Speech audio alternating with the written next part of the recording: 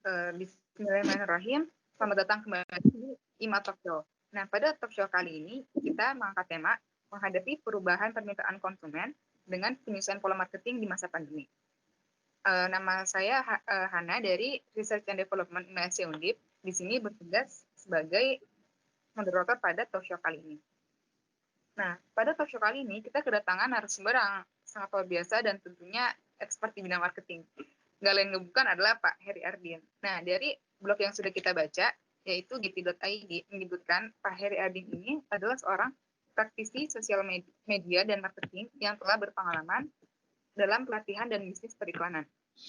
Pengalaman Pak Heri Ardin ini sudah lebih dari 20 tahun dalam dunia media, pengukuran dan marketing bisnis, serta Google Partner Academy di Indonesia.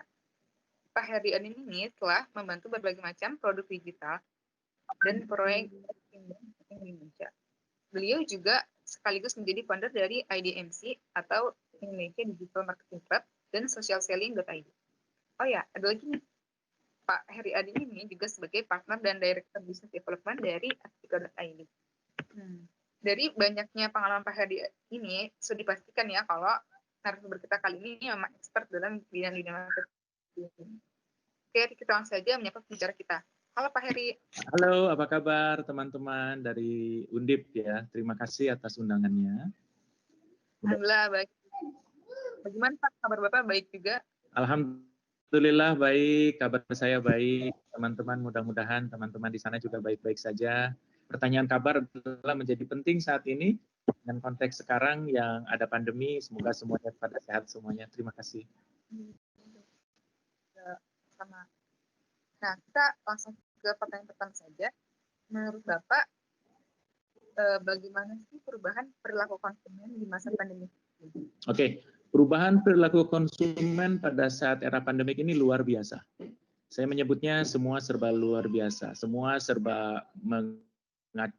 pada bertahan ya. Saya menyebutnya sebagai survival mode. Survival mode ini adalah semuanya untuk bisa bertahan saja sudah cukup baik. Banyak marketers yang justru banyak perusahaan-perusahaan yang kondisinya saat ini bertumbangan, tetapi kita semuanya adalah orang-orang optimis untuk melihat ke depan, apapun yang terjadi, kita tetap harus bergerak. Pemerintah kita melalui Menteri Keuangan sudah menyatakan Indonesia sedang memasuki masa resesi. Tapi jangan khawatir, kita akan tetap maju. Resesi ini disebabkan karena pola konsumsi yang berubah.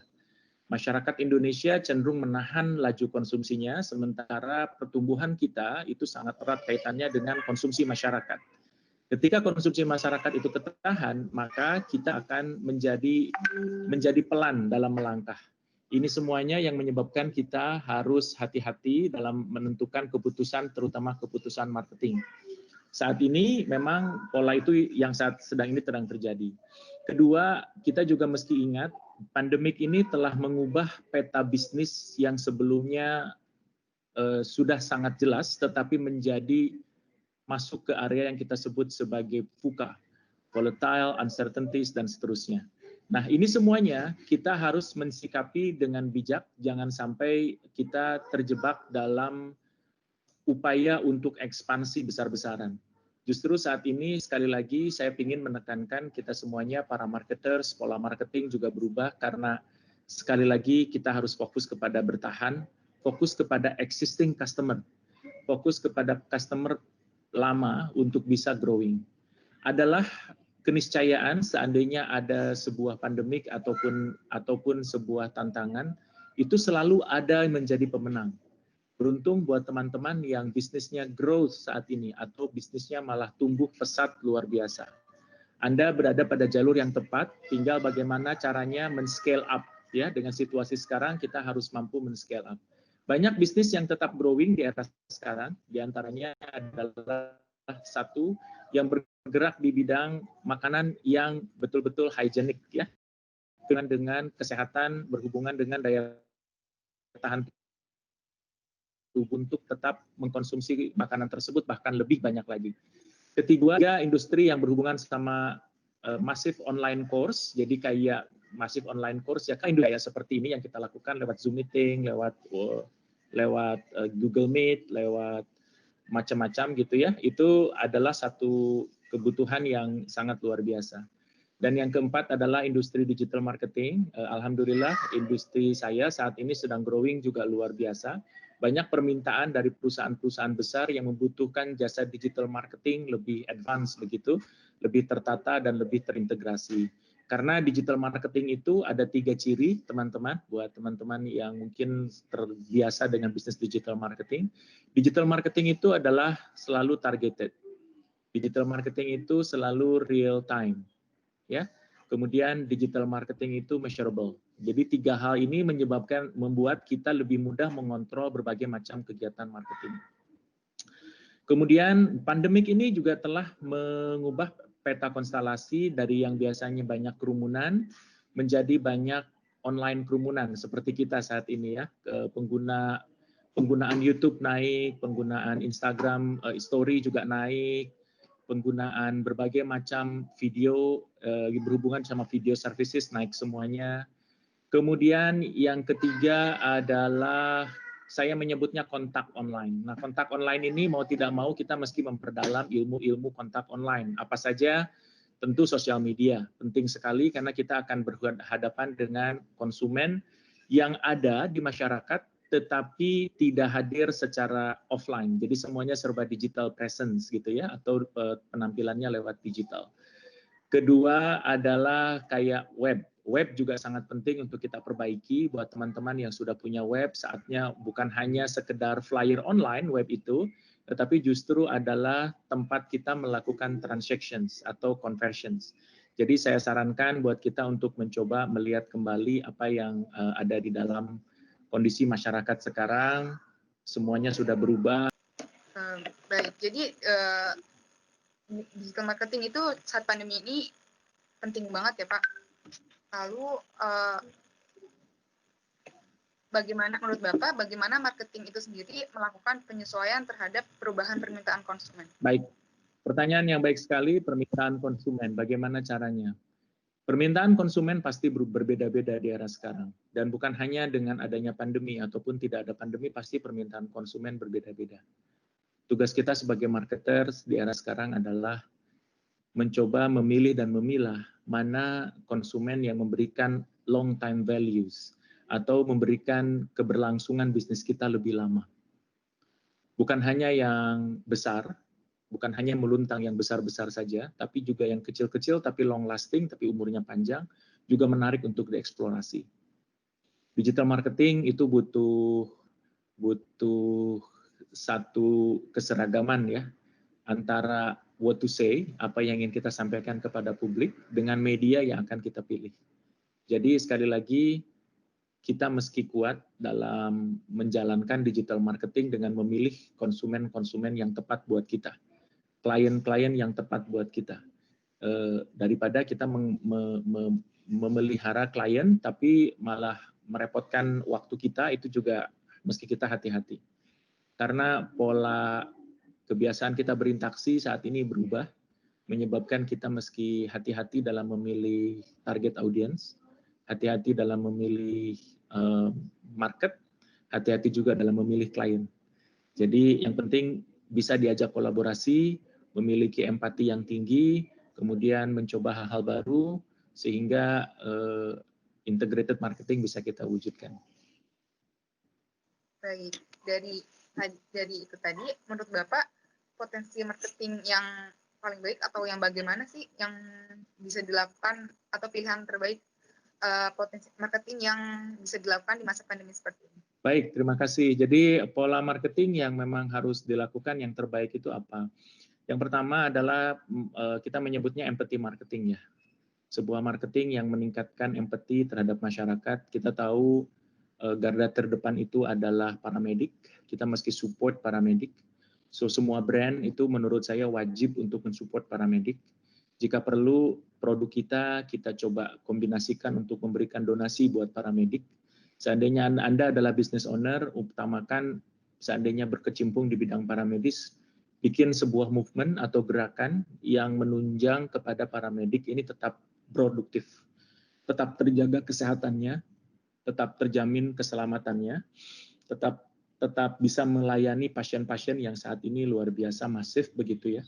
Jadi kita meski sama-sama sebagai bangsa yang terus berjuang bersama-sama untuk bergerak menuju Indonesia bebas COVID ya. Itu satu, empathy marketing. Kedua, setelah empathy marketing kita jalankan, tentu beberapa inisiatif yang produk-produk kita harus menyusun narasi sebuah cerita atau sebuah brand story gitu yang mengarah kepada bagaimana kesehatan antar kita sesama manusia bisa saling melengkapi satu sama yang lain. Kemudian brand di situ hadir sebagai upaya untuk memperkuat narasi tersebut.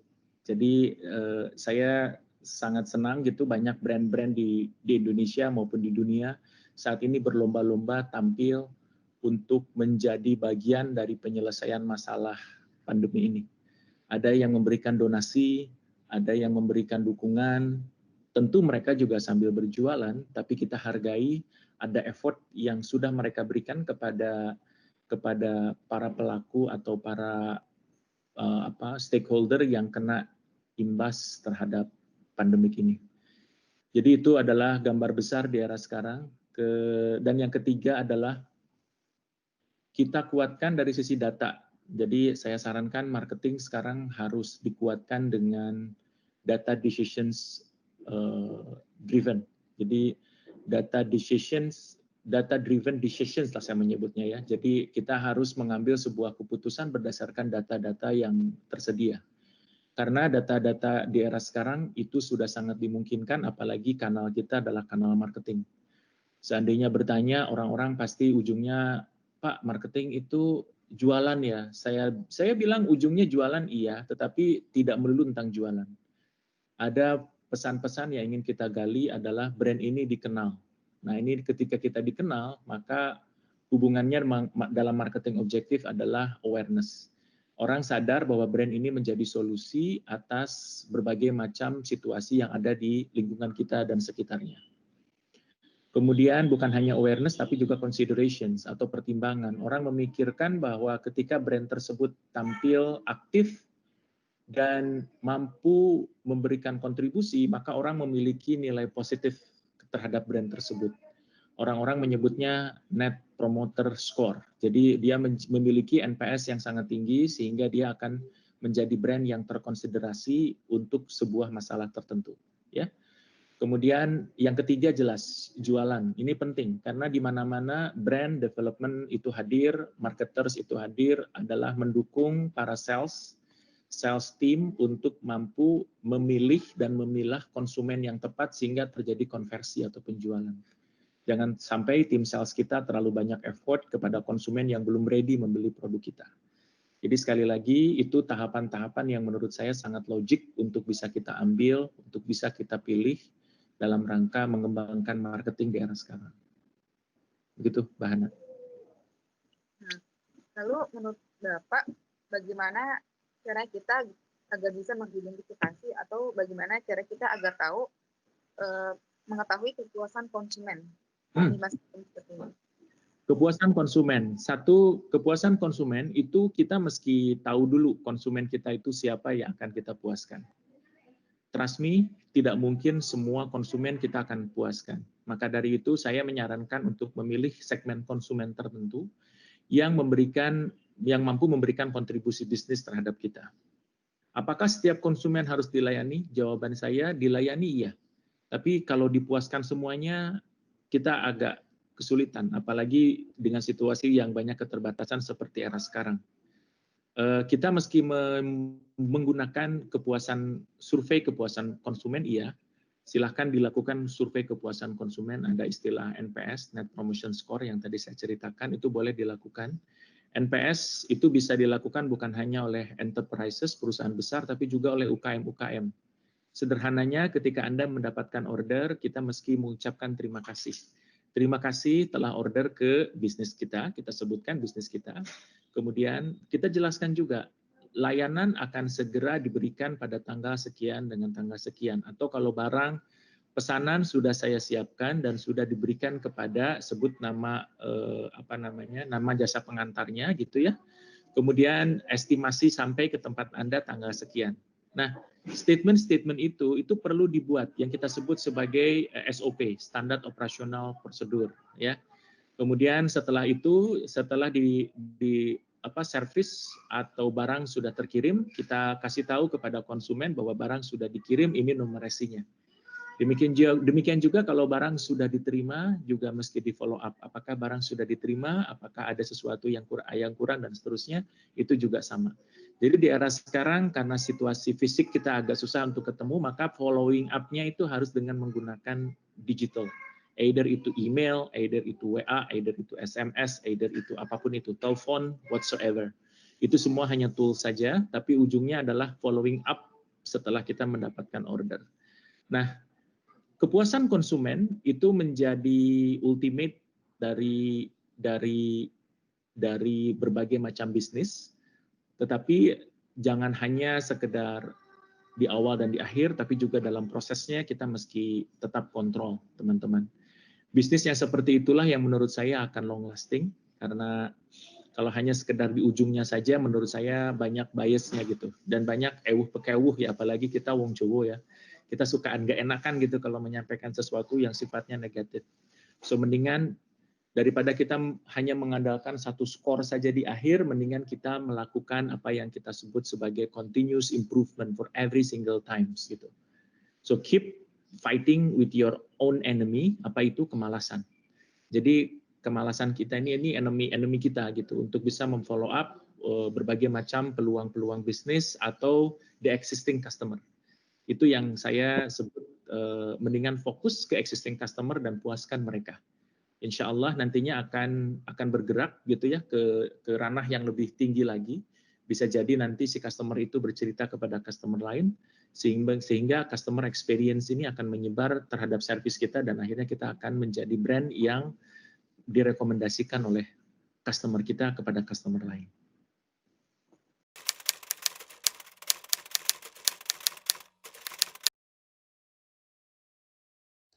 Jadi kalau bisa aku simpulin, fokus pengusaha pada masa pandemi seperti ini adalah survival mode atau bertahan. Jadi maksudnya mengingat pada masa pandemi seperti ini banyak usaha-usaha yang turun. Jadi kalau kita sudah bisa bertahan itu sudah baik di masa seperti ini.